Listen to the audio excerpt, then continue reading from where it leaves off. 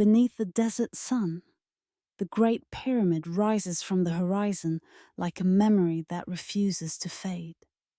Its edges, once sharp enough to cast blades of shadow, still hold a precision that mocks the centuries. Sand drifts, dynasties crumble, yet the stones remain unmoved, as if time itself were powerless against them. Across the ocean, Machu Picchu rests in its emerald cradle of mist, its terraces gripping the mountain with the grace of a thought preserved in stone. The air feels ancient there, heavy with a silence that speaks louder than any inscription. Travel east and the ruins of Baalbek appear. Their foundation stones so vast that even the strongest cranes of today would tremble beneath their weight.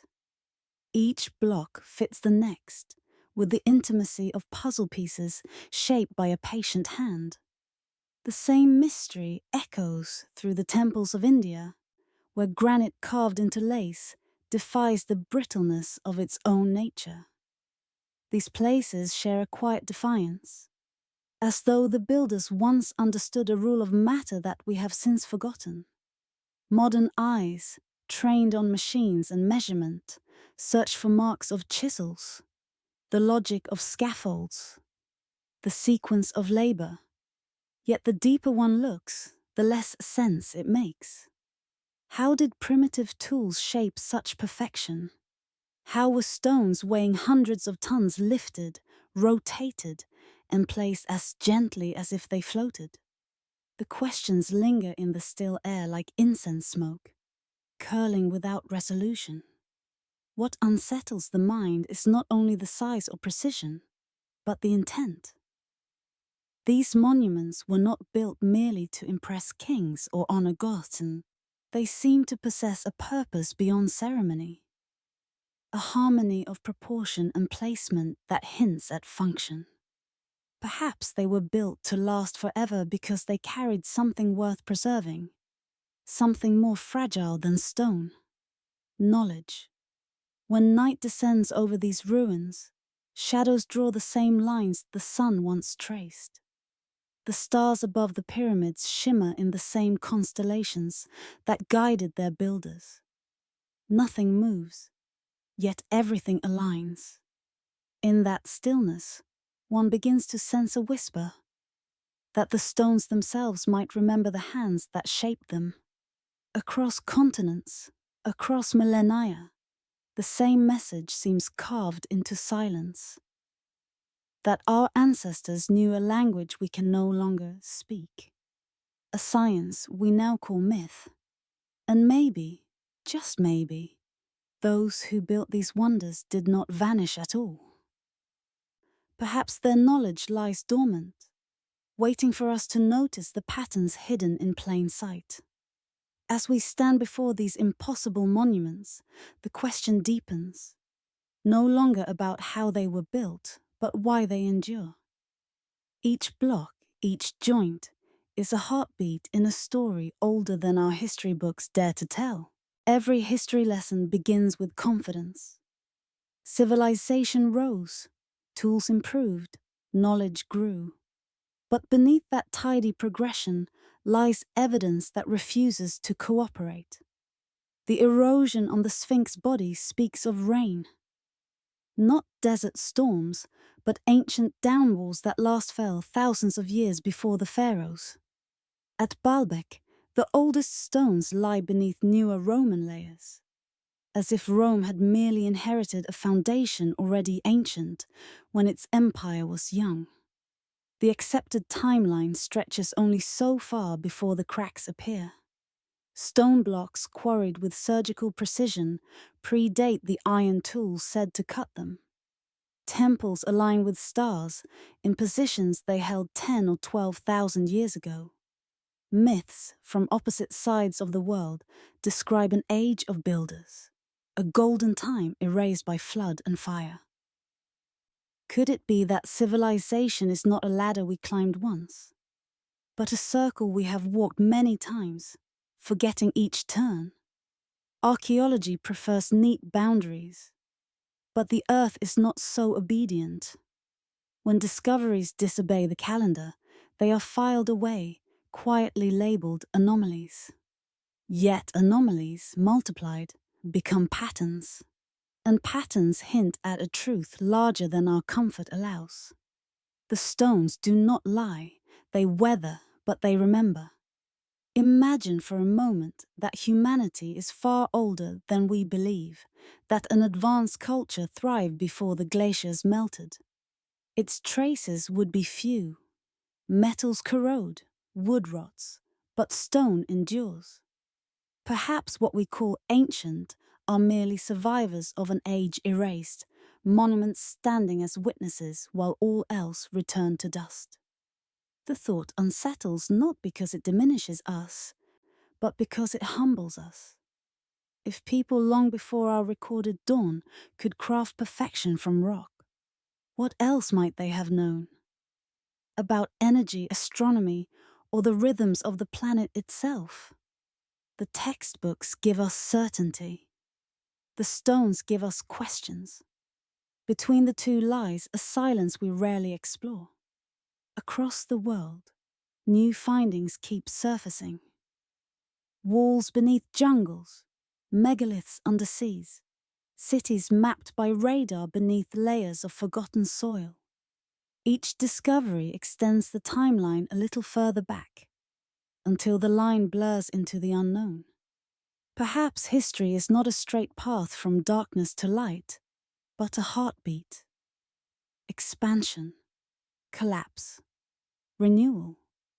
And if that is true, then these monuments are not relics of progress, but echoes of remembrance. They tell us that human greatness has risen before and fallen again, leaving traces sturdy enough to defy millennia. The question now shifts. Not only when these stones were built, but who remembered enough to build them anew? Imagine standing at dawn before the Great Pyramid as the first sunlight touches its apex. The rays slide perfectly along its faces, illuminating lines drawn not by chance, but by cosmic design. The same precision repeats across the world. Temples aligned to solstices, doorways greeting equinoxes, pillars echoing the measure of planets. These were not random acts of architecture. They were blueprints woven into the rhythm of the heavens. The ancients, it seems, did not separate stone from sky. They built as if the earth itself were an instrument, and geometry the music that tuned it. Angles mirrored orbits, distances echoed lunar cycles, and proportions repeated the pulse of creation. In the temples of Angkor, the ratio between towers matches the ratio between planets. In the city of Teotihuacan, the layout mirrors the solar system's spacing long before telescopes existed. How could they have known? We picture them with chisels and copper tools, yet the evidence suggests understanding beyond mechanics. Perhaps they sensed vibration, frequency, resonance. Forces we only now begin to measure. To them, mathematics was sacred, not abstract. Geometry was a form of prayer, a dialogue between human and cosmos. The builders carved equations into matter, encoding balance and eternity into every curve. If one listens closely in these sites, there is a faint hum, not of sound, but of presence. Stones respond to touch, to heat, to the rhythm of footsteps. Some claim the air inside ancient chambers changes the heartbeat, slows the breath. Could architecture itself have been designed to alter consciousness, to harmonize the visitor with the energy of the place? It is a possibility that science shrugs at, yet the feeling is undeniable. Across continents, the same motifs reappear. Spirals, lotus blooms, serpents, suns. Different cultures, same geometry. It is as if humanity once shared a single language of form, then scattered and forgot the words. What we call styles might be dialects of a universal design code. Every stone circle and pyramid may be a verse in that lost song. Modern engineers often marvel at the precision of joints, so tight a blade cannot slip between them. But the greater marvel is the intention behind that perfection. The ancients built not only to endure time, but to participate in it. Their structures mark the movement of the stars, the breath of seasons, the flow of energy through land and body alike. In their view, architecture was alive. We have lost that intimacy. Our buildings shelter us, but do not speak. We measure efficiency, not harmony. Yet somewhere within us, the memory stirs, a longing for meaning carved into matter. When we gaze upon these ancient forms, perhaps we recognize something we once knew, that creation itself follows pattern, and to build is to echo the universe. So the question lingers, soft but persistent. Were these monuments simple expressions of faith, or machines of alignment designed to sustain a balance between worlds? If vibration and geometry were their tools, what were they tuning? Energy of the earth? The mind of humanity? The answer may lie not in discovering new ruins, but in remembering how to listen. The ancients left their blueprints not on papyrus, but in proportion, in shadow, in the way sunlight slides through stone at a certain hour. They built messages that cannot burn or decay, messages that wait for eyes patient enough to see them again. As the chapter closes, the camera drifts upward, over pyramids, temples, mountains shaped like forgotten shrines. And the narrator's voice fades to a whisper. The stones remain, their meaning half revealed, half hidden. To understand how they were built, we must first remember who built them and what world they were trying to preserve within the geometry of eternity. Beneath the shifting deserts, the frozen plains, and the restless seas, there may lie the memories of worlds erased. Göbekli Tepe rises out of Anatolia's dust like a voice calling from 12,000 years ago. Massive stone circles buried deliberately beneath their own soil. Long before the wheel, before written word, before known civilization, someone carved pillars adorned with animals, stars, and symbols that speak in riddles. It wasn't a tribe of hunters chiseling curiosity into rock. It was precision, design, purpose. Across the ocean, under the turquoise shallows of Japan's coast, the Yonaguni monument rests like a dream sculpted in stone. Staircases descend into the dark.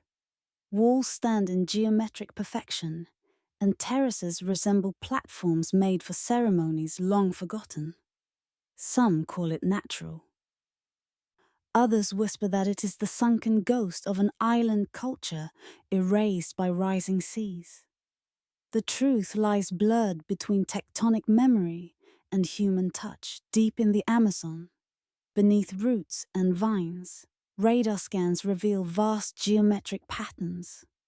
Mounds, roads, circles, so perfect they could only be the work of careful minds. Once thought empty, this rainforest hides traces of a civilization that lived, built, and vanished before Columbus was a rumor. The jungle reclaimed its architects, yet the soil still remembers their order. Everywhere the earth is peeled back, the same paradox repeats. Structures too complex to fit the story we've been told. How could primitive people carve the line and transport stones that defy replication even now? How could they organize on scales that imply mathematics astronomy, and governance at a time when humanity was supposedly scattered and unlearned. Perhaps these aren't beginnings at all, but endings, remnants of a culture that once spanned continents, whose wisdom was fractured by cataclysm. Our timelines start with survivors, not pioneers. When the ice melted, when seas rose, their cities drowned. The legends call them Atlantis, Lemuria, Mu. Names dismissed as myth, yet the evidence keeps resurfacing, stubborn and silent. Every newly unearthed stone whispers the same uncomfortable question. What if civilization is not a straight ascent, but a cycle of forgetting and remembering? If so, then we are not the pinnacle of progress, but merely the next echo of a story much older than we dare imagine. Under the calm of night, one begins to sense it. That hum of buried greatness beneath our feet, waiting, patient, enduring. And if we have found their ruins, perhaps we can also find their language. When the ancients built, they were not merely stacking rock upon rock. They were writing. Their letters were proportions, their sentences were alignments, and their paragraphs were temples that breathed with the rhythm of the cosmos. To read their language, one must look not for words, but for patterns.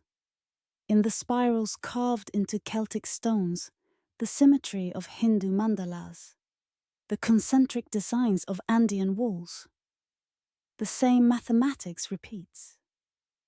Ratios appear like signatures, the golden mean, the Fibonacci sequence, harmonic divisions of sound translated into architecture.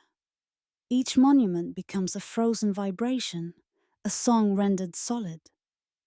To them, geometry was sacred speech. Circles meant infinity, triangles spoke of creation, squares of balance. The builders didn't just measure, they communed. Their temples were resonators tuned to the frequency of the earth itself. A whisper spoken within certain chambers multiplies, returns, layered with resonance, as if the stone were answering back. Perhaps it wasn't worship of gods, but conversation with energy, a dialogue between the living and the eternal. Modern engineers notice something peculiar. The same proportions found in DNA, in orbital mechanics, and in sound harmonics are mirrored in the dimensions of ancient sanctuaries. Coincidence loses its power when coincidence becomes a pattern. How could people scattered across oceans and millennia have used the same mathematical grammar unless they inherited it from a shared origin? Maybe their monuments weren't just places of ceremony. Maybe they were repositories, data carved into matter, encoding truths in form rather than parchment. A message sent forward to an uncertain future, trusting that someday someone would look beyond myth and recognize the code. Stand inside a stone circle at sunrise, and you can feel the intent. The air holds stillness heavy with meaning. Light and shadow trade places in perfect rhythm. It is as if the builders choreographed the dawn.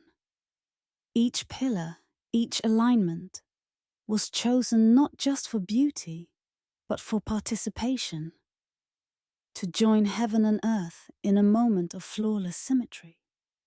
We build for comfort. They built for communication. Their language was the union of art and physics, prayer and precision.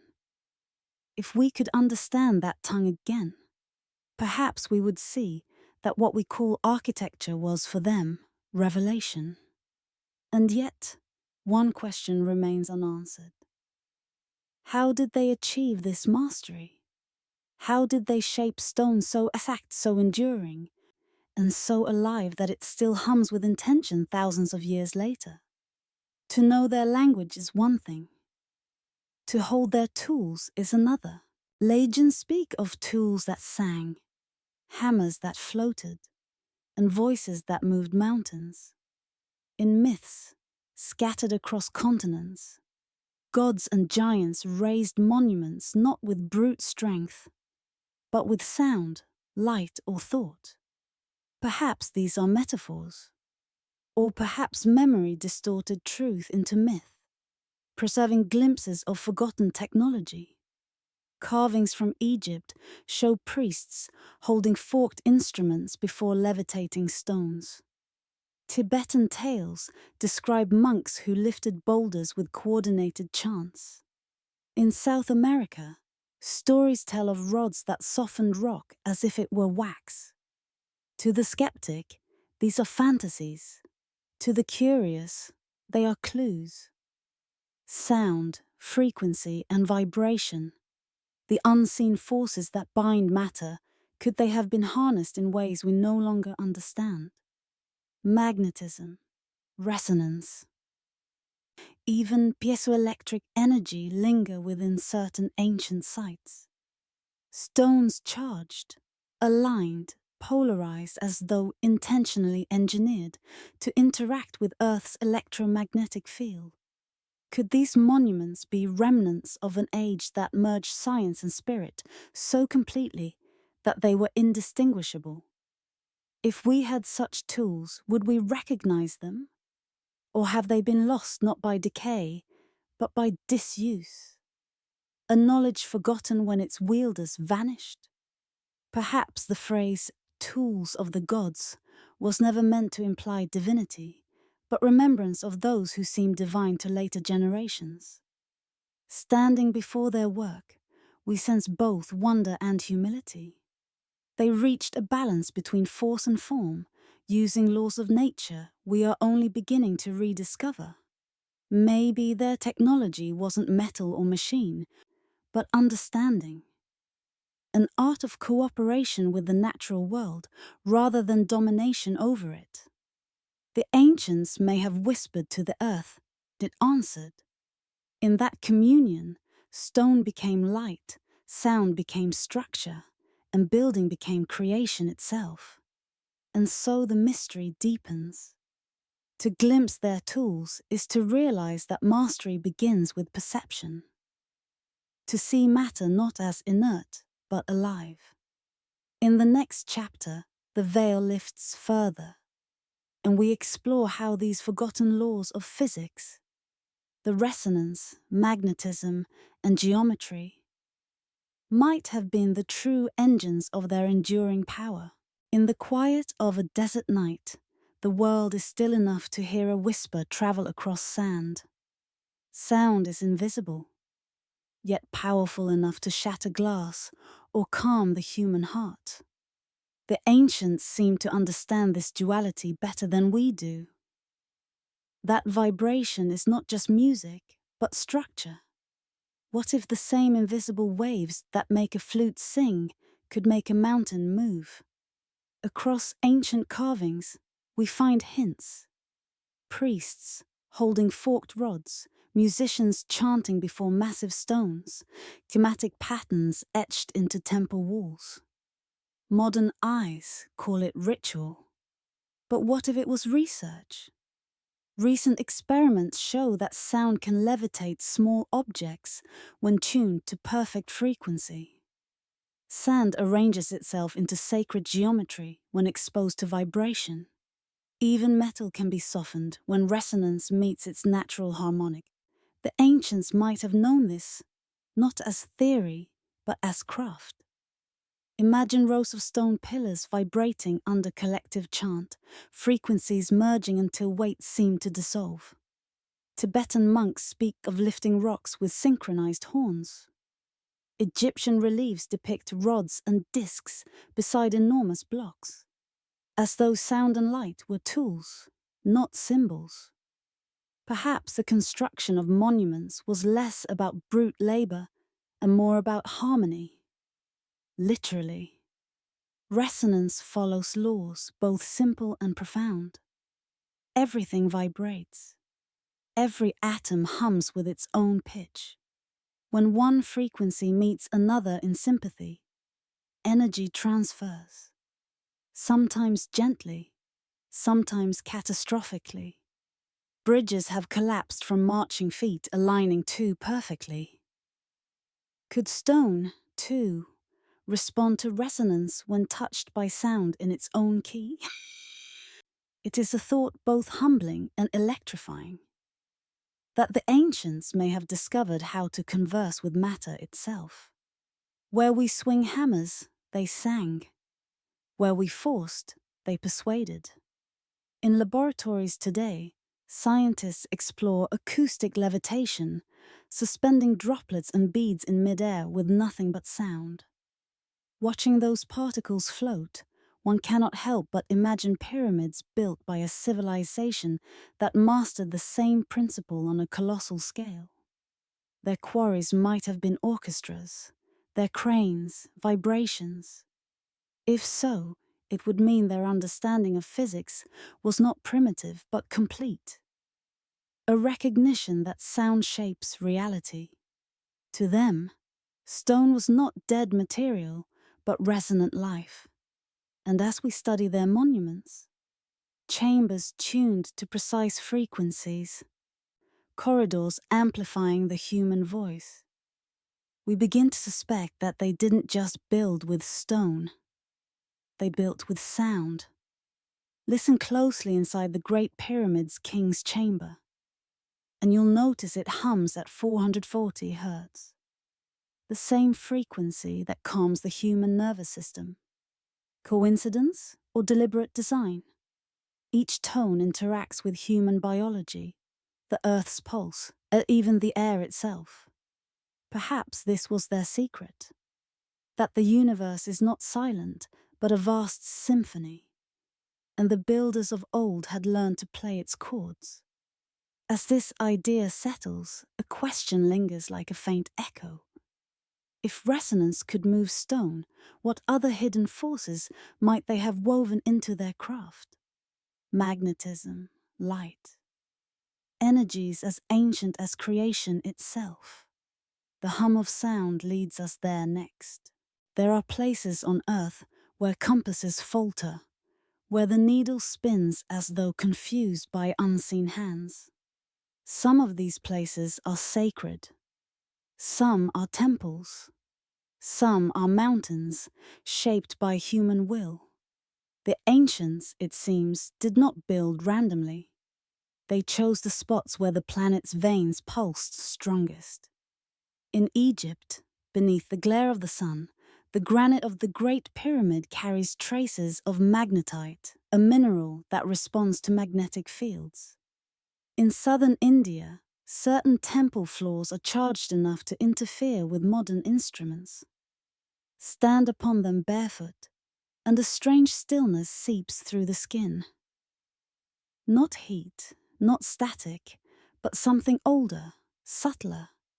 It is as if the stones themselves are alive. Could it be that ancient builders knew how to charge their creations, using Earth's natural magnetism as both power and purpose?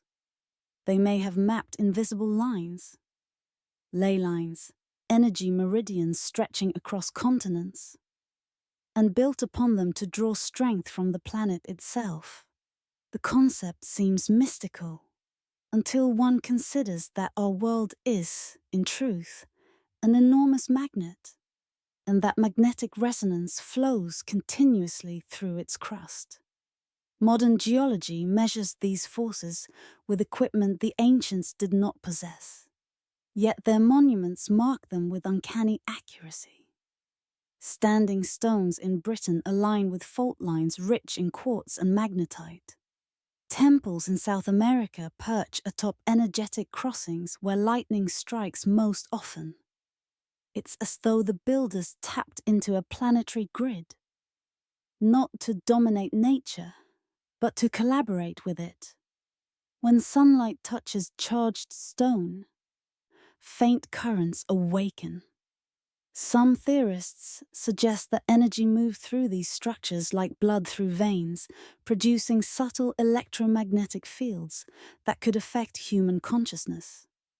Priests meditating within these spaces might have experienced altered awareness, a sense of union with earth and sky alike.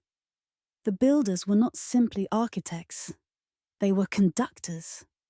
They positioned every slab, every angle, every vein of mineral to sing in tune with the planet's pulse. The hum that lingers in those chambers is the sound of stone remembering its charge. We, with our fluorescent lights and steel towers, rarely feel the planet beneath us anymore. Yet when one steps into these temples, an old rhythm returns. Heartbeat and earthbeat merge. The stones breathe quietly, almost imperceptibly, as if waiting for humanity to notice again. The ancients may have understood something we've forgotten. That matter, energy, and consciousness are not separate. The power of their architecture was not in its height or weight, but in its harmony with the earth's invisible song. And what joined that harmony into permanence was pattern. The blueprint written not in ink, but in geometry. Every pattern in the universe begins with form. The spiral of a shell, the orbit of a planet, the unfolding of a flower. The ancients saw these forms everywhere and called them sacred. To them, geometry was not invention, but revelation.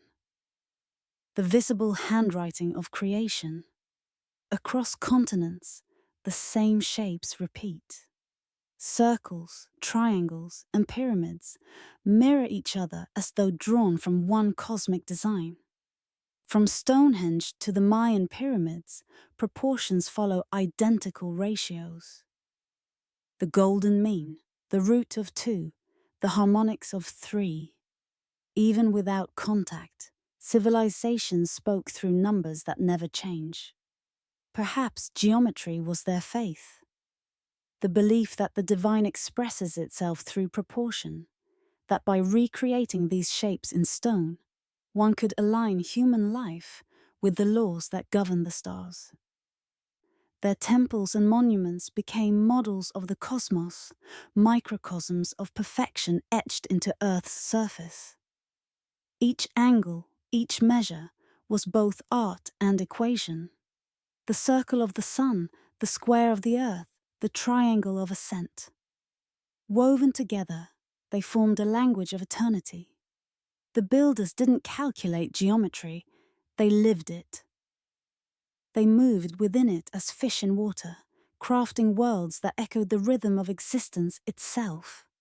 And so, when we walk among their ruins, we are not just stepping into history, we are stepping into alignment. Their legacy reminds us that harmony, that is not merely aesthetic, it is survival. For what is eternal cannot be brute, but balanced. As the chapter closes, the narrator's voice softens. The ancients did not separate physics from philosophy, nor science from spirit. Their mastery lay in their understanding that all forces are one, vibration, magnetism, geometry, threads of a single unseen fabric. To glimpse that unity is to sense what they must have felt, the world itself as a living equation. Next comes the heart of that equation. Not how they built, but why.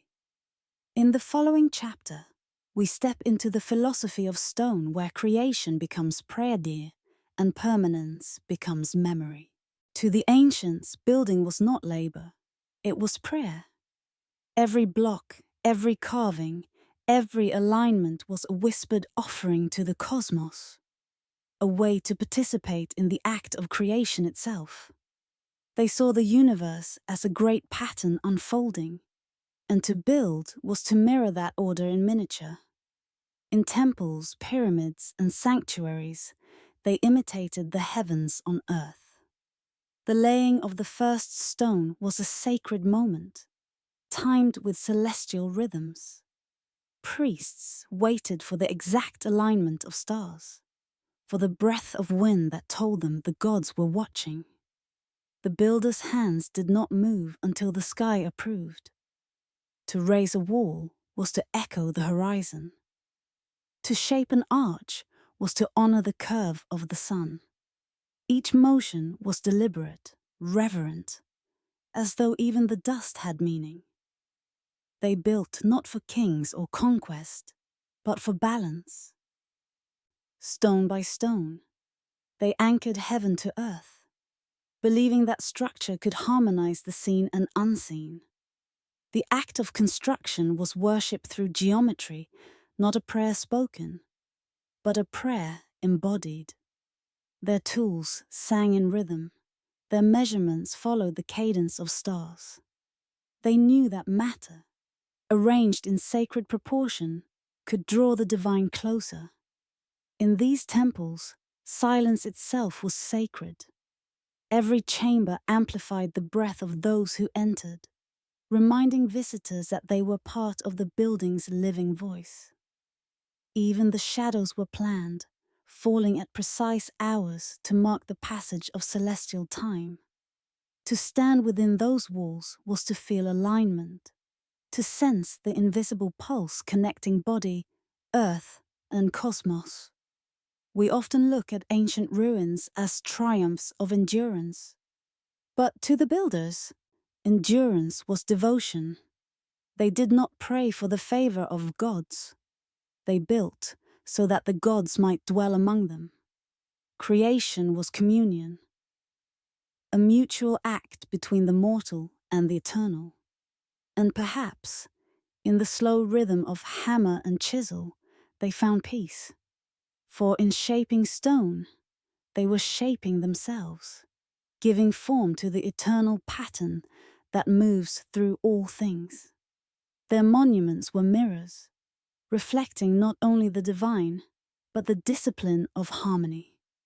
As night falls across these silent cities of stone, one feels that prayer still lingering. The vibration of a faith expressed in architecture. The ancients believed that to build was to become a part of the universe's ongoing design. And in that belief lies the key to their endurance, their quiet immortality. But devotion was only the beginning. Behind every temple and every pyramid lay a deeper longing, a desire to be remembered, to exist beyond death, to become eternal through creation. When the ancients built, they built against time itself. Stone was chosen not for beauty, but for defiance. It would not rot, burn, or fade as flesh does. In the weight of granite and the permanence of basalt, they saw the possibility of survival. To carve a monument was to challenge mortality, to speak across the ages and be heard by those not yet born. A pharaoh's tomb, a megalithic temple, a mountain carved into shape, all were acts of remembrance. The builders knew that breath is brief, but form can last forever. In the slow rhythm of construction, they transferred their souls into matter, trusting that stone would remember what time forgets. Even their myths speak of this longing. The gods grant immortality not through eternal life, but through eternal legacy, through the creation that outlives its creator. In the eyes of thus builders, to exist beyond death was not to escape the body, but to leave behind something the elements could not erase. The Great Pyramid, the temples of Angkor, the walls of Sacsayhuaman, each became an archive of the self. Within their geometry, the builders encoded not just prayer, but presence. The energy of thousands of hands, millions of heartbeats, hardened into form. The result was not only structure, but soul petrified in stone. And yet, there was tenderness in this defiance. They knew all things must end. Even mountains crumble, even stars die. But they built anyway. Not because they believed they could escape decay, but because creation itself was their answer to impermanence. To build was to say, we were here, and we understood. Modern eyes see ruins. The ancients saw continuity, the unbroken conversation between the living and the eternal.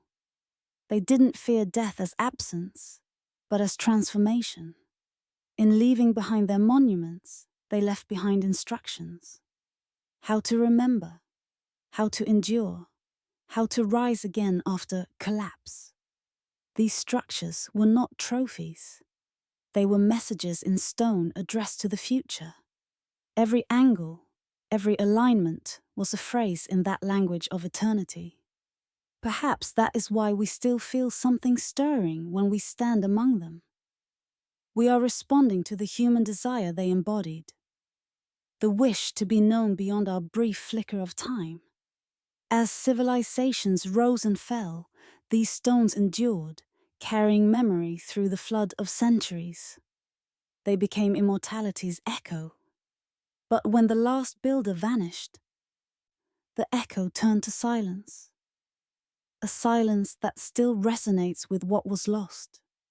And so, we turn to the next question. What happens when immortality succeeds, but its creators are gone? There comes a point in every civilization when the hammer stills, the chants fade, and the quarries grow cold. The people vanish, but the stones remain. Mute witnesses to lives that once filled them with purpose.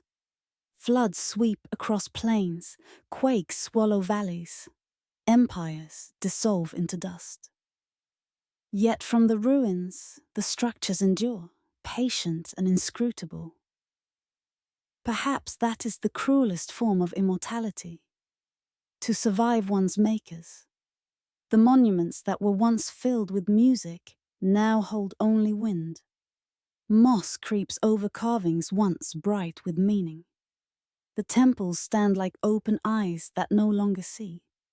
In the silence, the stones begin their long vigil. They watch civilizations rise again, puzzled by our ignorance. We walk among them with cameras and theories, trying to name what they once knew by instinct.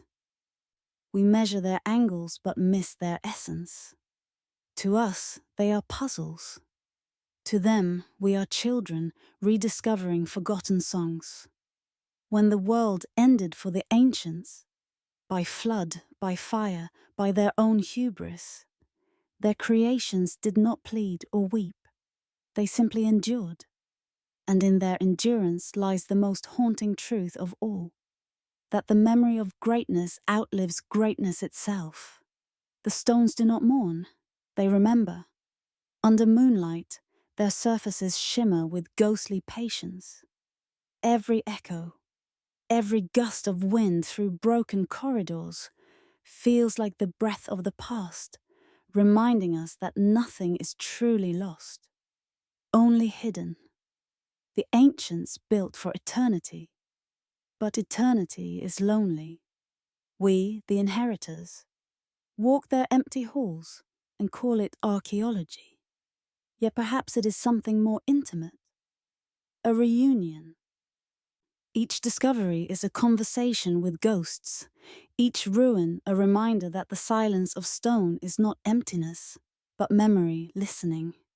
As this chapter closes, the stillness deepens.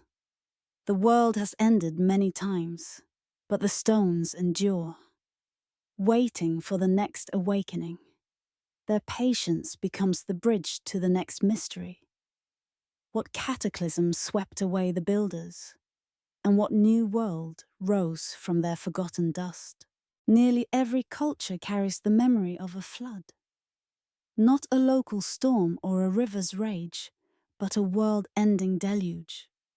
The Sumerians told of the god Enlil, who sent waters to cleanse humanity. The Hindus spoke of Manu, warned by a fish that grew into a god, saving seeds of life in a boat as mountains sank beneath waves. The Mayans, the Greeks, the Norse, all told the same story, dressed in different names, whispered in the same tone of awe and loss. It is as if humanity itself remembers the same night of drowning. Modern science once dismissed these myths as metaphors for morality, tales to explain natural floods. Yet in ocean trenches and coastal shelves, traces of ancient shorelines lie hundreds of feet below the modern sea level.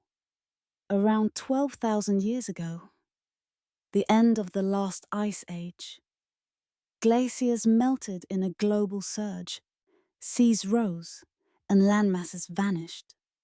Something immense happened, sudden and severe enough to rewrite the face of Earth. Beneath Japan's waters lies the Yonaguni Monument, staircases carved into bedrock, terraces too regular to be the work of waves. Off India's coast, the submerged city of Dwarka glimmers under silt. Walls, anchors, and avenues preserved like ghosts of a forgotten age. Off Cuba, sonar scans reveal symmetrical ruins on the ocean floor, silent and geometric. Could these be the memories behind the myths, the last traces of a world that drowned not in fable, but in fact? Imagine standing on a shore 12,000 years ago as the horizon shifts, as the ocean swells beyond the edge of comprehension. Villages vanish, mountains crumble, and memory fractures. The survivors tell their children of a time when gods wept and the sea devoured the earth. Thousands of generations later, we call it story. Yet their stories never contradict. How could that be if they were inventions? Perhaps the flood was not a punishment, but a reset. Nature's own recalibration. Civilizations rise, grow proud, and forget their balance with the world. Then comes the cleansing, the silence, the renewal. The cycle begins again. When divers swim among those submerged ruins, they often describe an eerie familiarity, as if the ocean floor still hums with memory. Columns and steps lie half buried, the geometry softened by coral but unmistakable. The sea guards these secrets carefully, letting us glimpse only fragments, as if testing whether we're ready to remember. Maybe these myths endure not because they warn of destruction, but because they remind us of rebirth. From the waters came new beginnings, civilizations that would rise again, carrying fragments of what was lost. The question is no longer whether the flood happened, but who emerged from it, carrying the faint light of knowledge through the darkness that followed.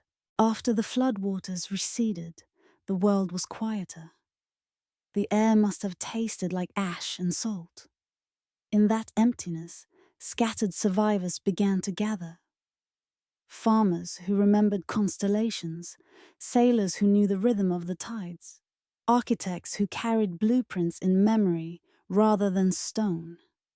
Across the shattered continents, story began to rise again, and with them came the mysterious figures who taught humankind how to rebuild.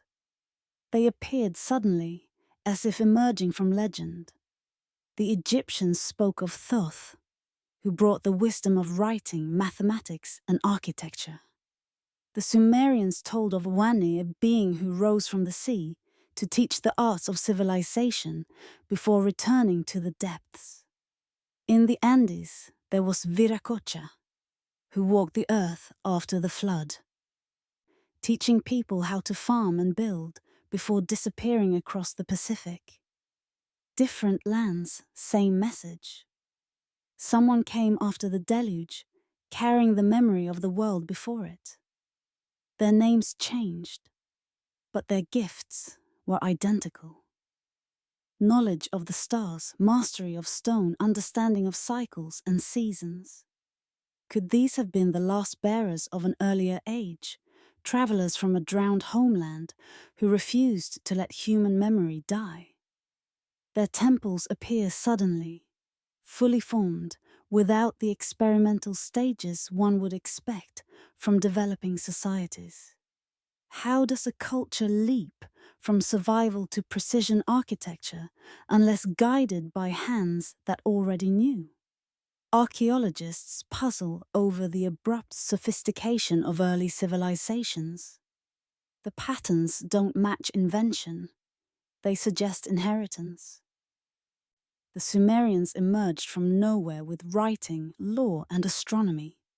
The Egyptians began with pyramids, not huts. The Andean people shaped mountains into terraces that defied erosion. Everywhere, the first pages of recorded history begin mid-sentence, as if humanity was continuing a story already written. The survivors may not have been many, but they carried within them the essence of something vast, the distilled wisdom of an age undone by water. Their temples became libraries of memory, their myths instructions wrapped in metaphor. Perhaps this is why the same symbols reappear across oceans: serpents, suns, floods, and birds. Fragments of one shared vocabulary scattered across continents. These were not gods, though later generations worshipped them as such. They were preservers, guardians of continuity. They remembered what the world had forgotten and tried to rebuild the bridge between man and cosmos. They taught that every cycle of destruction carries within it the seed of renewal, and that knowledge, like life, must be reborn again and again. And so they built anew. Temples aligned to the heavens, monuments that would endure the next silence. But they didn't build merely to celebrate survival. They built to remember and to warn. For those who had seen one world drown knew that another could too. If the survivors of the Great Flood rebuilt the world, they also encoded its memory in stone. Their monuments were not vanity, but messages. They understood that human memory fades, but the earth remembers. So they carved their warnings into structures meant to outlast every empire that would follow. Look to the pyramids of Giza. Their alignment mirrors the stars of Orion, a constellation that shifts slowly over millennia. The monuments seem to mark not a single age, but a cycle, a cosmic clock counting epochs, perhaps measuring the time between destructions. In Central America, the Mayan calendar traces vast periods of renewal and decline. In Mesopotamia and India, ziggurats and temples rise as mountain symbols, reminders of the flood and the desire to reach higher ground, both physical and spiritual, when the waters return. It is tempting to see these as mere coincidences of faith, but the consistency across continents suggests something else. A deliberate attempt to preserve cosmic awareness, to remind future generations of the cycles that govern existence. The builders wanted us to know that creation and destruction are not Dodon's opposites, but partners in an eternal rhythm. Perhaps the pyramids, the megaliths, the temples were all part of one message. A planetary archive designed to survive time itself. Their builders did not expect their own names to be remembered. What mattered was the warning. They built in the language of eternity, because they knew we would one day forget the spoken one. As centuries turned to millennia, we did forget. We called their wisdom myth, their precision luck. But the stones kept speaking, softly, through geometry and alignment, through patterns that defy coincidence. Every time we rediscover their meaning, it feels less like revelation and more like remembrance. Imagine then that the ancients left us a clock, not one that tells hours, but one that measures the heartbeat of the planet, the breath of the stars. When the same alignments return, when the same patterns emerge, perhaps the world renews its cycle once more. The flood was never just water. It was transformation. Maybe they built not to be honored, but to be heard. When our own age stood on the edge of forgetting again, the stones wait still, marking the rhythm of a planet that breathes in centuries. The next chapter of their story lies above us now, not buried in soil or sea, but shining in the night sky, written in constellations that the ancients once read like a book. Long before maps were drawn on parchment, they were written across the sky. The ancients looked upward and saw order, constellations marching in quiet procession, planets tracing their endless orbits like divine calligraphy. For them, the heavens were not distant. They were the pattern to be imitated, the original design manual from which the Earth's greatest monuments took form. At Giza, 3 pyramids rise from the desert, in the same arrangement as the stars of Orion's belt. Not just by chance, but by proportion and angle. Their placement mirrors the night sky as it appeared thousands of years ago, suggesting that their builders were charting a celestial era long before our recorded history began. Across the world in Cambodia, the towers of Angkor Wat stretch in a layout that mirrors the constellation of Draco, a dragon winding through the stars. Each spire matches a stellar point, each path a cosmic line. This pattern is not confined to Egypt or Asia. The pyramids of Teotihuacan align with celestial north and mirror the path of the Milky Way. In Peru, the Nazca lines form massive geoglyphs that only make sense from the sky itself, as if drawn for eyes beyond the human horizon. Everywhere, the same intention emerges. The earth arranged as a reflection of the heavens, a dialogue between the ground and the infinite. Perhaps this was their way of remembering where they came from, or where they believed they were going. In every myth, the gods descend from the stars, and in every temple, humanity builds to meet them halfway. These structures were not simply monuments of stone, but mirrors of divinity. To walk through them was to walk through a map of the cosmos, to feel one's place in the grand equation of existence. Modern minds marvel at the precision, yet the deeper marvel lies in the philosophy it expresses. That the universe was a single organism, and every mountain, temple, and human heart pulsed to its rhythm. By shaping their cities after constellations, the ancients were not only honoring the heavens, but synchronizing with them, as if aligning their lives with the celestial heartbeat. Even today, when we gaze at those stars, the same awe stirs within us. The sense that the sky is not just above, but within. The ancients understood this instinctively. They built not to reach the stars, but to remind themselves they were already part of them. And so the question remains, echoing softly through the centuries. How did they achieve such immaculate precision? How did they, with no telescopes or satellites, map the heavens onto the earth so flawlessly that their blueprints still match the sky thousands of years later? Picture a night thousands of years ago. No electricity, no pollution, only darkness and the unbroken brilliance of the stars. Against that vast canvas, ancient builders worked, guided by firelight and memory. With tools no more advanced than string, stone, and sight, they achieved an accuracy modern instruments still struggle to match. At Stonehenge, massive stones align perfectly with the midsummer sunrise and the winter solstice. At Nabta Playa in the Sahara, a ring of megaliths marks the same celestial points. Built at least a millennium before Egypt's first pyramid. At Teotihuacan, the entire city is tilted 15.5 degrees east of Moth, a deliberate offset that mirrors the setting of the Pleiades on the day the sun reaches its zenith. Across cultures and continents, the same precision recurs, as though guided by one shared ancient eye. How could they do this?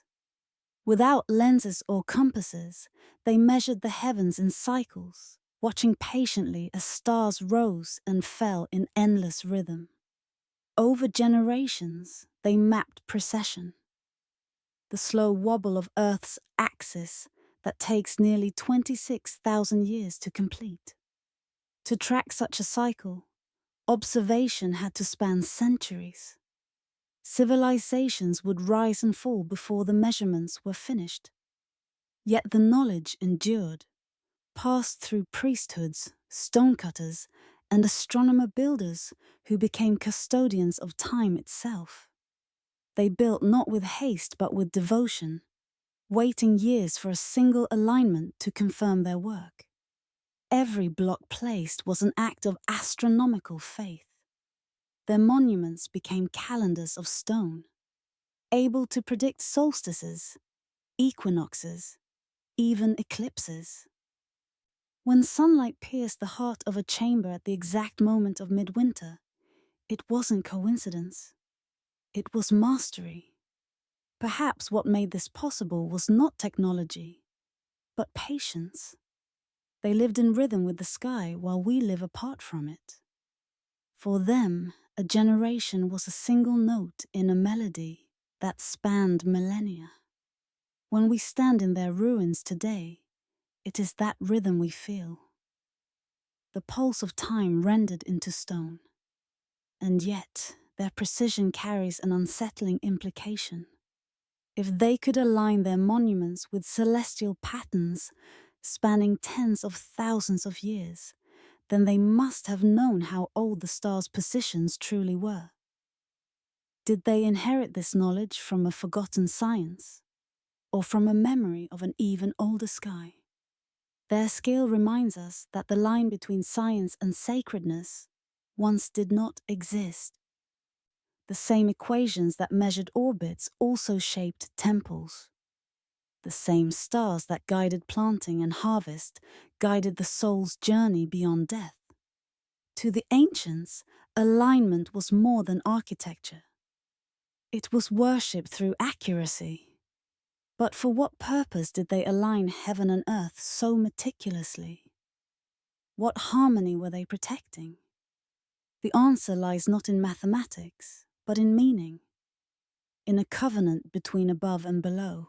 When the ancients looked to the sky, they did not see emptiness. They saw home, Sedom, a reflection of the same forces that shaped their world. To them, the heavens were a living being, and earth was its mirror.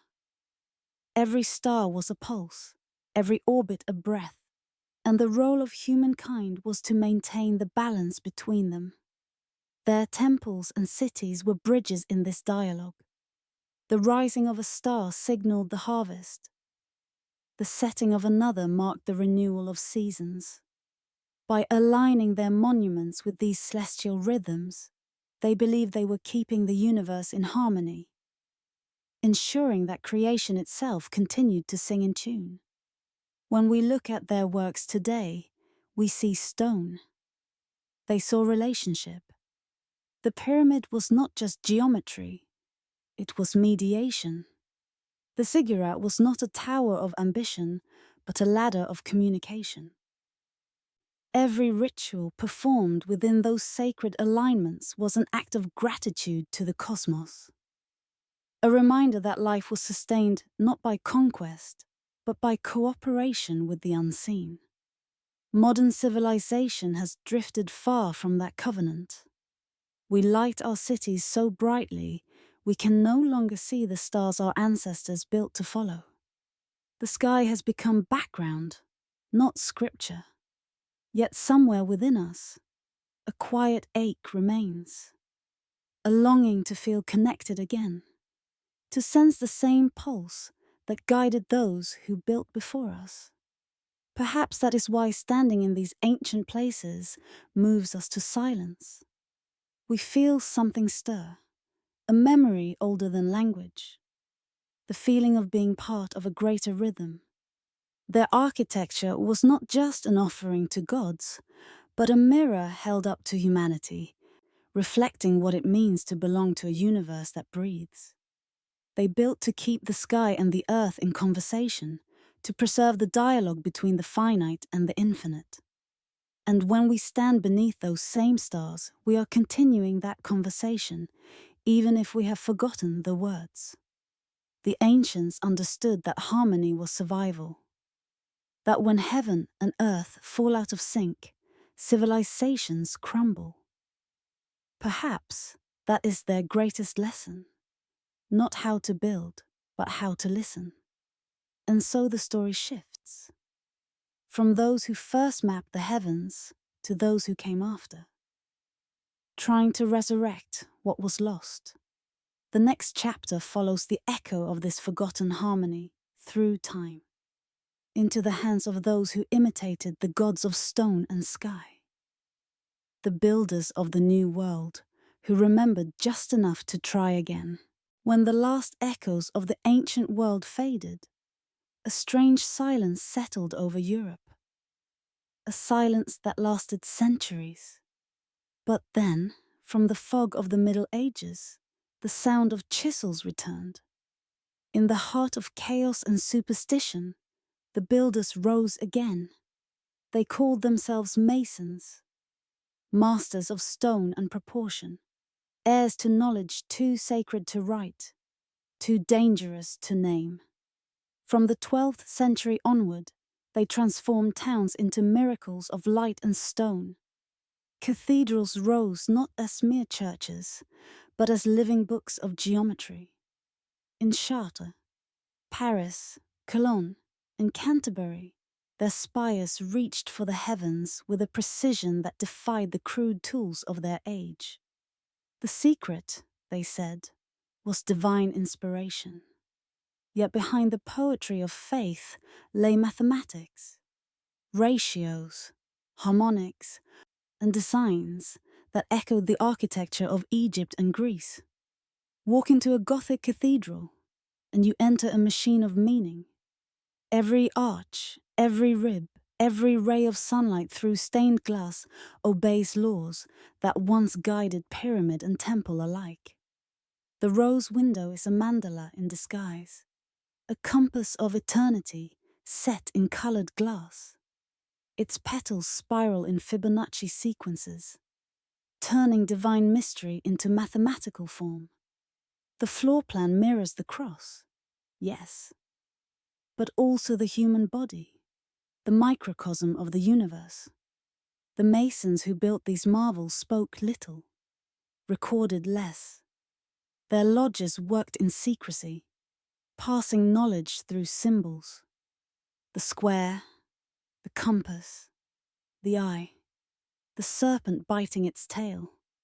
To the uninitiated, these were ornaments. To the adept, they were codes of balance and harmony, remnants of an older science. The builders knew that to shape a vault correctly was to channel sound, to weave light, to make the invisible visible. They claimed their wisdom descended from Solomon, whose temple was said to mirror the geometry of creation itself. Others whispered of older sources, Egypt's sacred architects, the builders of Babylon, the keepers of the great library before the flames. Whatever the truth, something ancient stirred within their designs.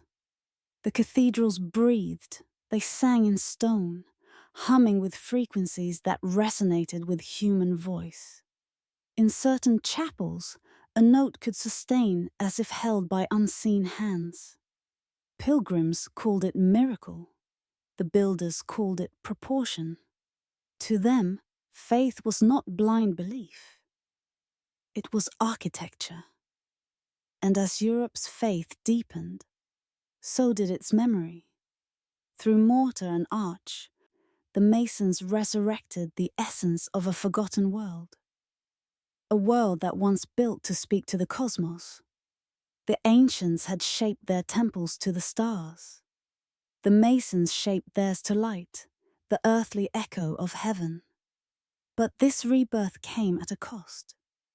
Secrets carried across centuries required silence. The masons built under the patronage of the church. Yet their true allegiance was to geometry itself, the divine order beyond dogma. Their work was worship, but their knowledge was rebellion, veiled behind beauty. For a time, the wisdom of the ancients lived again, hidden in the soaring ribs of cathedrals and the language of stone. But knowledge that lives in secret eventually hungers for freedom. And so began the age of brotherhoods. Those who would preserve, and protect what little remained of the wisdom the ancients had left behind. Beneath the altars of faith and empire, a quiet network thrived. Builders, scholars, and mystics formed hidden brotherhoods. Guardians of geometry, astronomers in the guise of priests, mathematicians disguised as monks. They called themselves by many names: the Knights Templar, the Freemasons, the Rosicrucians. But their purpose was singular: to preserve fragments of a truth too dangerous for the world of kings and popes. The Templars, officially defenders of Christendom, carried more than swords on their crusades. They brought back scrolls, relics, and whispered knowledge from the East. From the deserts of Egypt, from the ruins of Solomon's temple, from lands where ancient science still breathed in secret schools. When their order was dissolved, their treasure vanished. Not gold, but knowledge. In the centuries that followed, that knowledge resurfaced in the lodges of the Freemasons. Their rituals spoke of light, balance, and the building of a spiritual temple within. Echoes of Hermetic and Egyptian thought wrapped in Christian allegory.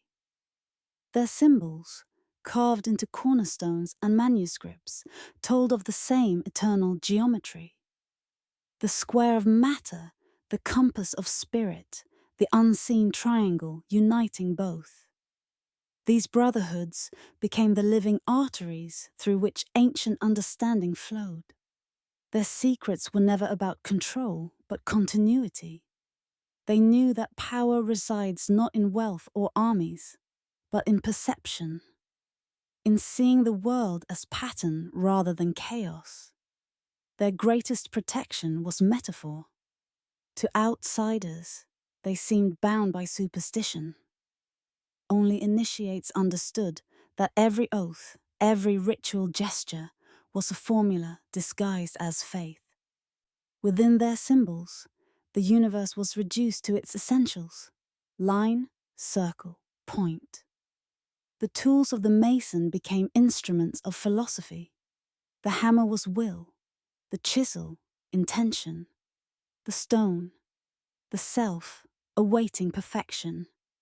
Every initiate was both builder and building, shaping the inner temple to match the cosmic one. In the art of alchemy, the same ideas took new forms. Base metal became the soul, gold, enlightenment, fire, air, water, earth. The same four forces that once guided the ancients returned as spiritual metaphors. Yet behind the metaphor lurked science. The transformation of matter, the geometry of vibration, the balance of opposites. Through centuries of persecution and misunderstanding, these secret orders kept the sacred flame alive. Cathedral hid their knowledge in plain sight. Pentagrams, vesica piscis, and labyrinths carved into floors. To the untrained eye, decoration, to the adept, instruction. But secrecy has its price. What begins as preservation can become possession.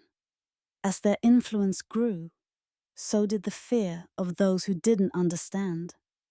The brotherhoods became both revered and reviled, accused of heresy, treason, and sorcery. Yet the deeper they were hunted, the further underground they went, guarding their legacy in coded manuscripts, in architecture, in myth. They weren't worshipping gods. They were guarding equations carved in stone. And though centuries would erode their names, their symbols endured, etched on coins, in chapels, in the invisible grammar of our cities. Still, a question lingers like a shadow on the cathedral wall. What happens to wisdom when secrecy outlives purpose, when guardians become relics of their own mysteries? The next age would bring its answer. A stone lost its spirit and progress forgot to pray. There came a time when the song within the stone began to fade. The last master masons died, and their apprentices built not for mystery, but for money. Cathedrals gave way to palaces, palaces to factories.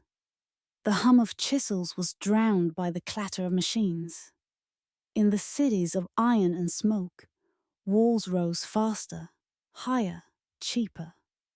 But they were hollow.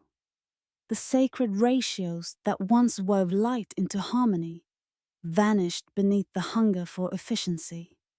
Where spires once reached for heaven, chimneys reached for profit. The builders who once studied the stars now studied timetables. Something intangible was lost. Not craftsmanship, but connection. The geometry that once mirrored creation itself became mere utility. Humanity forgot that architecture was once an act of devotion, that the placement of a window could alter the soul's light. Walk through a modern city at night, and you feel the silence. Not the silence of peace, but of absence. The buildings stand, but they do not speak. Their glass reflects, but it does not reveal. The sacred measure between human and cosmos has been replaced by a calculation alone. In the cathedrals, even those now turned to museums, you can still sense the lingering hum, the echo of intention. Light still filters through rose windows with the same divine geometry, reminding us that matter can be grace when shaped with love. But step outside, and the contrast wounds. The rhythm of the creation has been replaced by noise, the timeless by the temporary. When spirit left the stone, architecture became amnesia. We built higher, but forgot why we build at all. Our monuments are now of glass and steel, reflecting the sky rather than aligning with it. Perhaps that is the tragedy of progress. Not that we lost knowledge, but reverence. Yet within that loss lies the faint memory of what once was, and what might return. Every ruin, every cathedral still standing, is a reminder that stone once sang and may sing again. The story of the builders does not end in silence. It only pauses, waiting for the world to remember the rhythm that once guided the chisel's hand. The next chapter begins where secrecy meets suppression. When the wisdom that once inspired became too dangerous to be known, the keepers of geometry would soon face not reverence but erasure. Fire has always been the easiest way to erase a civilization. A single spark can silence centuries of thought, turning parchment and wisdom into drifting ash. In every age, the same story repeats. Knowledge gathered, knowledge feared, knowledge destroyed. The great library of Alexandria, burned for days, perhaps weeks, its scrolls curling into smoke that carried the memory of the ancient world into the sky. It was said that the flames glowed blue, the color of ink surrendering to oblivion. But Alexandria was not the only loss. The libraries of Baghdad, once shimmering with philosophy and medicine, were thrown into the Tigris. The river ran black with ink. In the New World, conquistadors piled Mayan codices into bonfires that painted the night with forgotten gods. What we call missing history is not a mystery of decay. It is the record of deliberate silence. For as long as power has existed, the control of memory has been its sharpest tool. To shape what people know is to shape what they believe. When the conquerors took cities, they didn't just seize gold.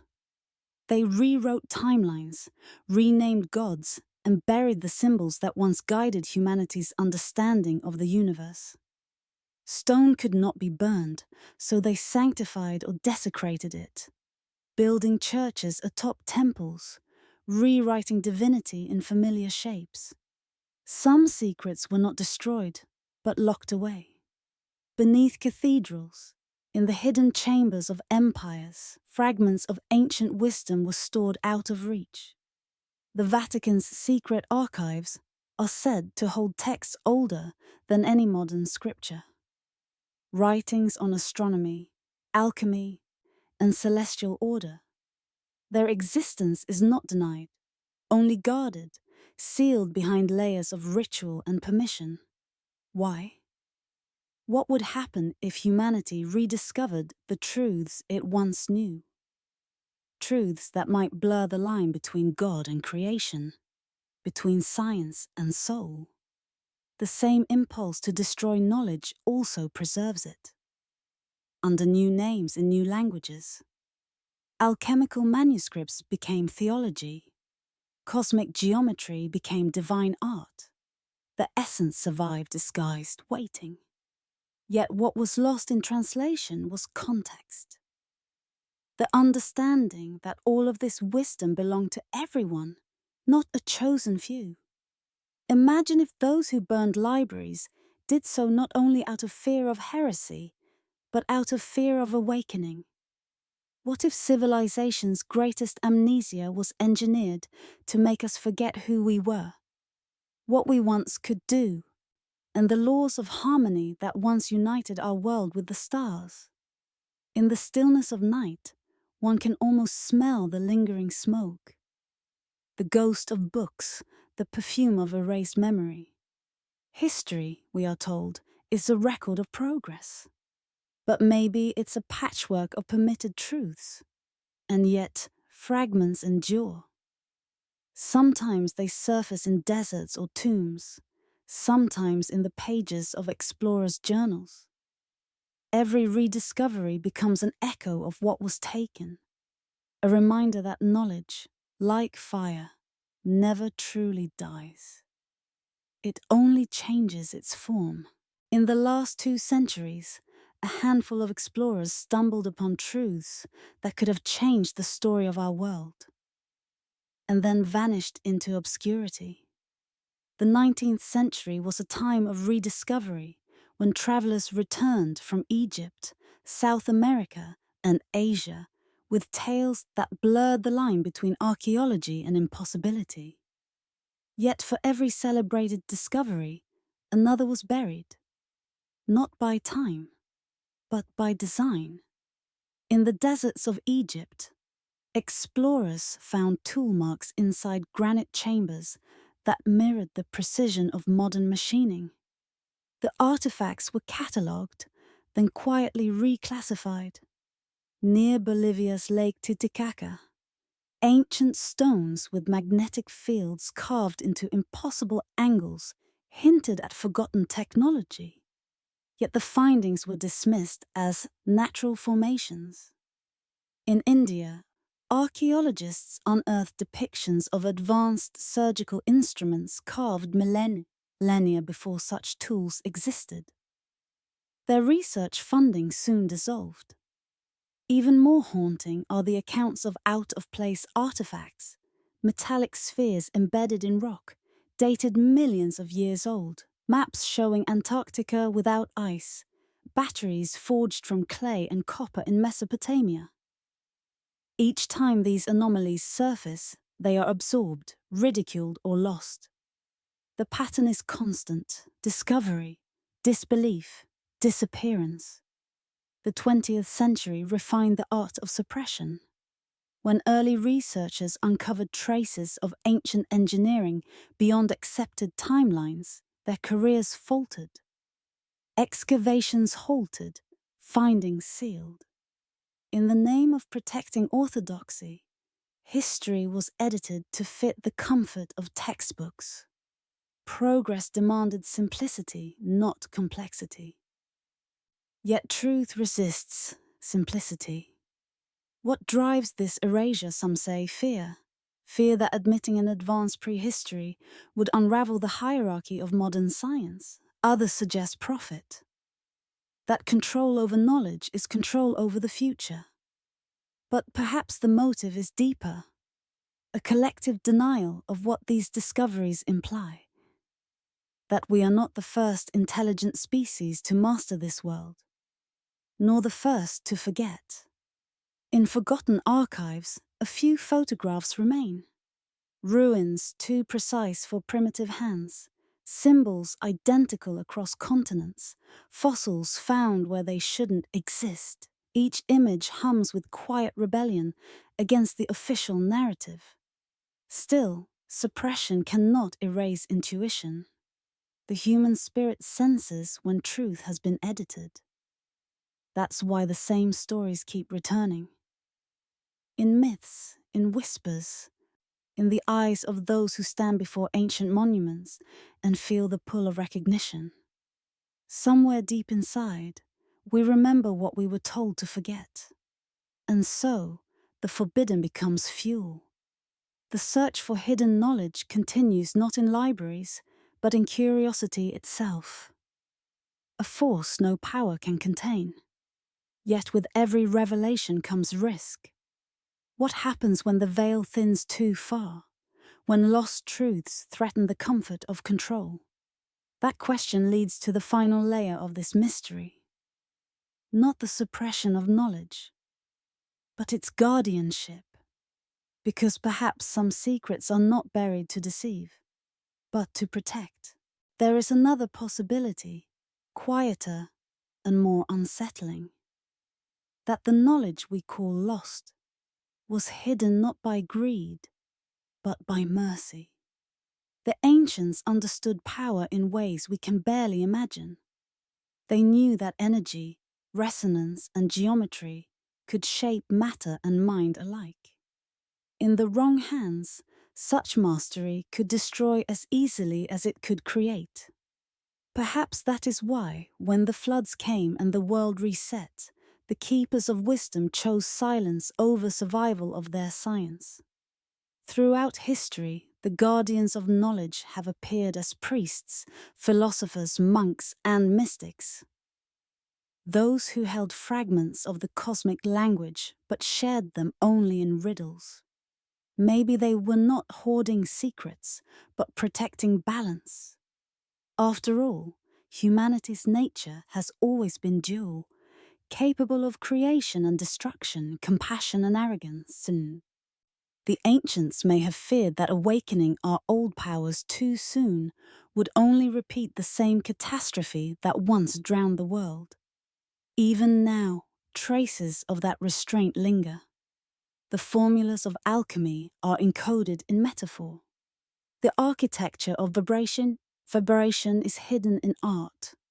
The true meanings of symbols are scattered, waiting for minds mature enough to see them as unity rather than dominance. Perhaps the silence of the keepers is not punishment, but invitation, a test of readiness. And yet, silence is dangerous too. What begins as protection can become amnesia. Without the guiding thread of remembrance, we drift farther from the harmony our ancestors lived by. We build faster, think louder, and forget the quiet voice that once spoke through stone and star alike. If there are still keepers among us, perhaps they are not cloaked in mystery at all. Maybe they are the scientists who see poetry in physics, the artists who intuit geometry, the dreamers who feel the pulse of the planet. The ancient tradition continues, scattered and disguised, waiting for those who can listen. Maybe the secret was never stolen. Maybe we were never meant to remember it yet. Knowledge, like light, blinds those who stare too soon. The ancients may have known that understanding comes in cycles. The wisdom withheld is not lost, but maturing underground, waiting for consciousness to grow tall enough to reach it. As this chapter closes, the question shifts from who hid the truth to why, and whether forgetting was humanity's wound or its protection. The answer waits in the next reflection. What has our long amnesia cost us, and what have we become in the silence that followed? We call it progress, yet nothing we build lasts a century. In the glow of electric cities and the hum of machines, humanity declared victory over time. Iron, glass, and concrete became our new temples. We built towers to pierce the clouds and bridges to span oceans, proud of their speed and scale. But beneath the steel, a quiet decay began. The old builders measured centuries. We measure profit. Walk through any modern metropolis, and you will see the symptoms of forgetfulness. Concrete crumbles where once it gleamed. Steel rusts before it matures, and glass towers age faster than their architects. Our structures, born in haste, already bear the wrinkles of entropy. The ancients built with the patience of mountains. We build with the urgency of markets. We replaced craft with calculation, purpose with performance. The Industrial Revolution gave us abundance, but at the cost of endurance.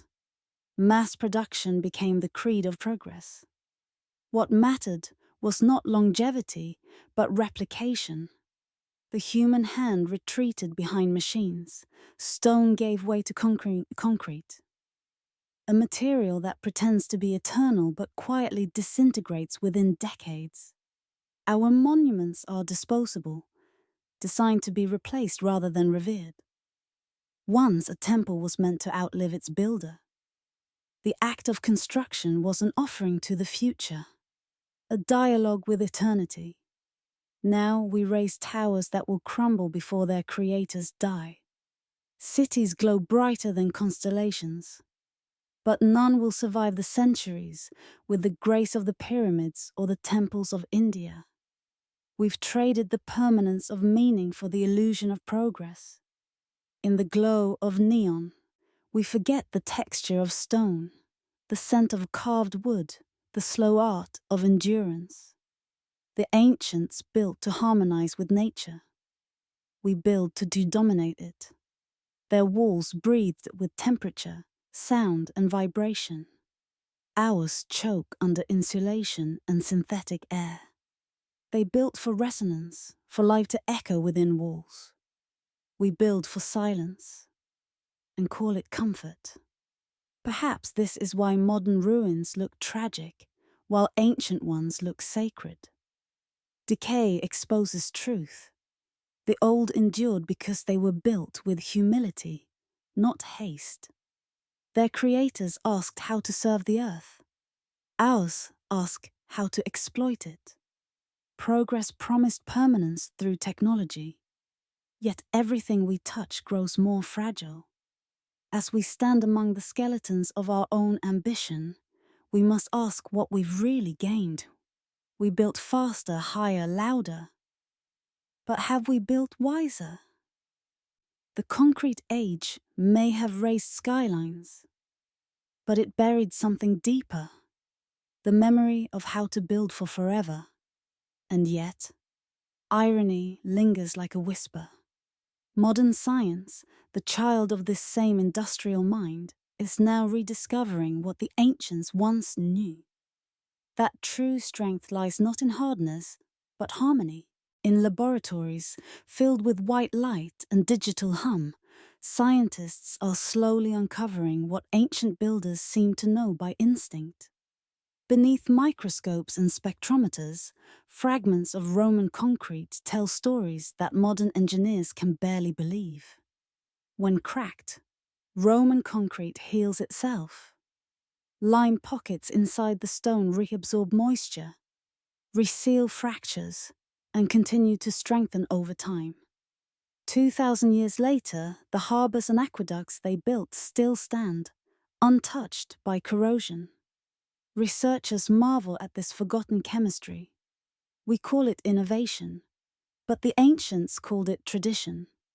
The recipe was simple, elegant, and alive. Volcanic ash, lime, seawater, materials that worked with nature, not against it. In rediscovering this formula, we glimpse the humility of a world that built with patience. The revelations don't stop there. In modern geopolymer research, scientists are finding methods that echo the pyramid's uncanny stonework. Some theories suggest the blocks were not carved, but cast, a form of ancient concrete mixed and molded with precision that defies modern replication. The idea was once ridiculed, yet chemical analysis keeps returning to the same mystery. Microscopic structures, too uniform to be natural, too complex to be primitive. Even sound, that invisible architect, is being studied anew. Experiments in acoustic levitation prove that vibration alone can move matter, suspend droplets, and shape particles into symmetrical patterns. Researchers admit what myth has whispered for ages: sound can shape form. What monks and priests once demonstrated through chant and ritual now appears again in laboratories, proving that science has come full circle to meet its oldest teacher: harmony.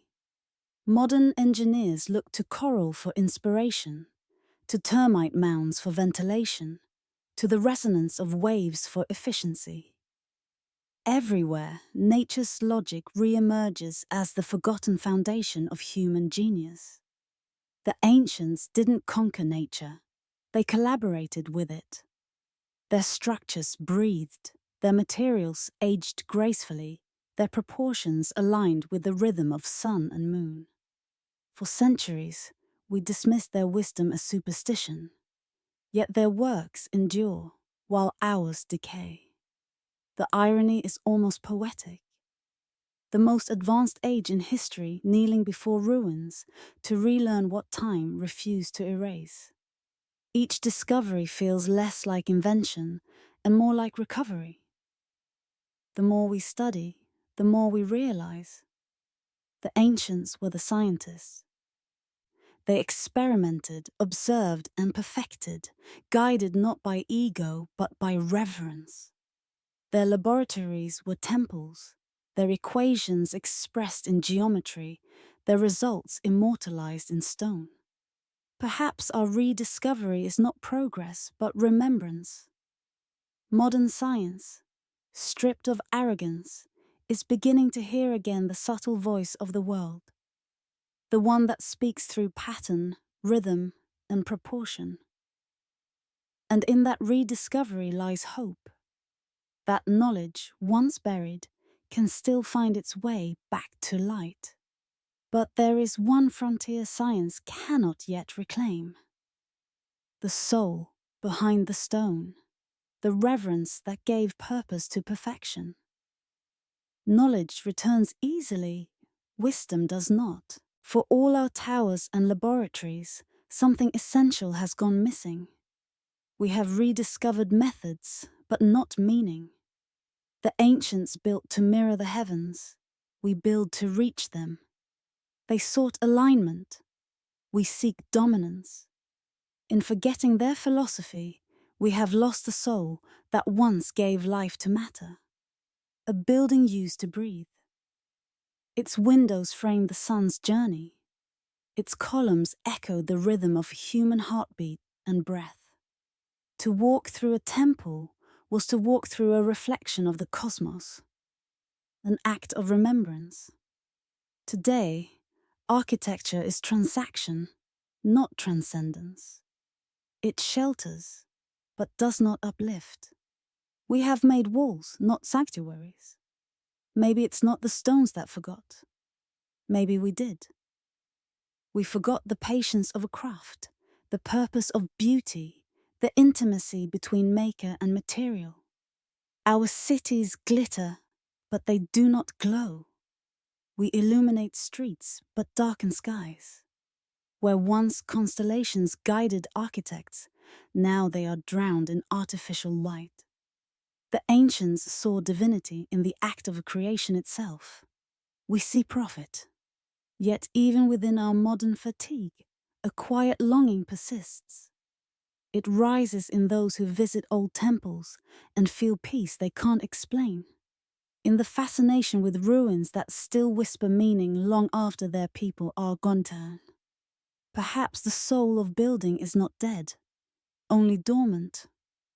It waits for our hands to remember rhythm, for our minds to rediscover humility, for our hearts to see beyond the material once again. The ancients did not separate spirituality from skill. Both were forms of understanding. To build with reverence was to live in balance. If progress has led us into amnesia, then remembrance may lead us home. The materials have changed, but the essence remains. Harmony, patience, proportion. The stones never stopped speaking. We simply stopped listening.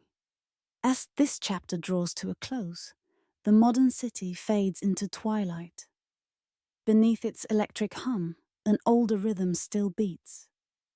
Faint but steady, waiting for ears that can hear it again. And somewhere beyond the glow, the stars still burn. The same ones that guided the ancients, reminding us that the blueprint was never lost, only forgotten. The stones have always spoken. It was we who forgot how to listen. For centuries, their voices murmured beneath the surface of our awareness. Faint echoes of a wisdom too ancient for words. Yet, something is stirring. Across the world, a quiet reawakening unfolds. Young archaeologists challenge the timelines their teachers once protected. Artists sketch forgotten symbols into new forms. Scientists trace the resonance of old temples with instruments built to measure wonder. It is not nostalgia that drives this movement, but remembrance. A recognition that what we call ancient may still live within us. The great monuments are no longer dismissed as relics. They are studied as blueprints of forgotten intelligence. We peer into their geometry and feel a pull, a resonance that hums beneath modern logic. Perhaps the stones remember us too, Helenan. In museums, laboratories, and digital archives, the fragments begin to connect. A linguist decodes a pattern of sacred numbers that mirrors orbital rhythms. A physicist discovers harmonic frequencies in temple architecture identical to those used in sound healing. A sculptor feels compelled to carve by hand rather than machine, sensing the same slow rhythm that once guided masons millennia ago. These are not coincidences. They are the first chords of an awakening symphony. The world itself seems to respond. In the stillness of nature, people begin to notice patterns again. Spirals in seashells, symmetry in flowers, harmony in storms. We are learning once more to read the book of the universe that never closed. This awakening is gentle, not revolutionary. It does not demand temples of gold or gods of stone, only awareness, the willingness to see meaning in what endures. It whispers that progress was never about speed, but understanding, that wisdom does not compete with science, but completes it. Maybe this is how the ancients intended their legacy to return. Not through prophecy or discovery, but through resonance. The quiet moment when the human heart vibrates in harmony with the earth again. Each rediscovery, each new perspective, is another piece of memory resurfacing from the long amnesia of modernity. The stones were never silent. They were waiting. And as we begin to hear their story again, we realize it was never about the past at all. It was about continuity. For those who listen closely, the message is clear. Creation was never meant to end. It merely changes form. The ancients built in stone.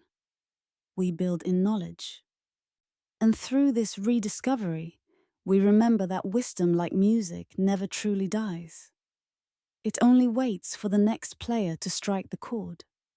Now that we have begun to listen again, the question becomes, what will we do with what we remember? The ancients left behind no commandments, no manifestos. Only lessons carved into the bones of the earth. Their temples, pyramids, and cities stand not as monuments of pride, but as meditations in the matter. Through them, they taught us what endurance truly means. Their first lesson was patience. To shape a stone is to surrender to time. Every strike of the chisel was an act of faith in the centuries to come. They built knowing they would never see the completion of their work, trusting that the generations after them would carry the rhythm forward. In that patience lies a humility we have nearly forgotten. Their second lesson was harmony. The ancients saw no boundary between art and science, spirit and structure. They built by listening to the wind, to the stars, to the heartbeat of the land. Every temple was tuned to a frequency that blended human intention with the earth's resonance. It was not just architecture, it was attunement. Their third lesson was humility before creation. To them, the world was alive, conscious, and communicative. They understood that to manipulate nature without reverence was to invite ruin. In every polished block and perfect curve, there is an unspoken reverence, a recognition that strength comes from cooperation, not control. These lessons are not antiquated. They are instructions for survival, patience in progress, harmony in design, humility in ambition. We rediscover them not by studying the ancients as curiosities, but by allowing their principles to become our own. The builders of eternity remind us that immortality is not achieved through indestructibility, but through balance. Their works endure because they reflect the laws of nature itself, laws that neither time nor empire can erase.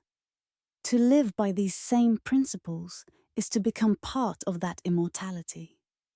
Perhaps that is what they wanted us to learn, that each of us is both builder and building, shaping our lives with the same materials they once shaped the world. The ancients carved their souls into stone. We carve ours into time. They built for eternity, not for fame. Maybe that's what made their work immortal. For when creation is born of love rather than conquest, it becomes timeless. Their monuments stand not as proofs of power, but as echoes of peace, reminders that beauty built in balance never dies. As we look to the future, these lessons whisper through the noise of our modern age. We may never again build pyramids or carve mountains into temples, But we can still build lives, societies, and technologies guided by the same principles. And when we do, the line between ancient and modern disappears. There is only continuity, the endless act of remembering how to live in harmony with the universe. The next and final question remains. What will the builders of tomorrow create when they remember who they truly are? The next stage of builders is already here, though their materials are not stone or clay. They build with thought, with intention, with connection.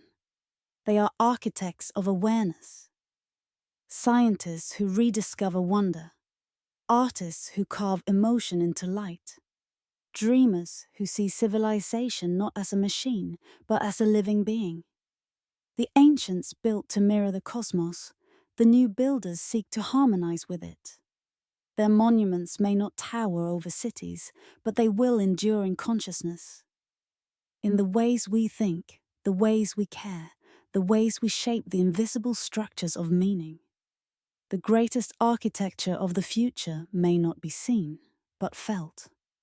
Already, whispers of this rebirth spread quietly.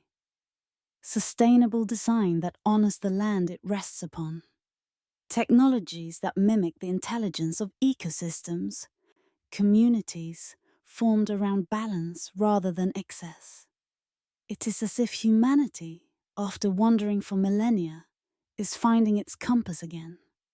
In the silence of early morning, under the same stars that watched over the ancients, a new generation looks upward. Not to conquer, but to connect. They sense what those before them knew, that to build is to remember, to create is to participate in the universe's endless unfolding. The stones that once spoke through temples now speak through us. Their message is the same. Build with reverence. Every thought is a brick, every act a pillar, every moment a foundation for what comes next. The architecture of the tomorrow will not depend on how tall we build, but on how deeply we remember. Perhaps that is how the circle completes. The ancients carved permanence into matter. We will carve consciousness into time. Both are forms of remembrance, both are prayers, and as this story closes, the voice of the narrator softens. The night sky stretches above, infinite yet familiar. The stars gleam like the chisels of forgotten craftsmen, still carving patterns into the dark. The calm repons over mountains, oceans, and silent ruins, then fades to a single glimmer of light, a reminder that creation never ends. It only changes hands. The ancients built in stone. We will build in awareness. And when the stones speak again, we will finally understand what they have been saying all along. That everything we seek to know has been whispering to us since the beginning, waiting for us to listen.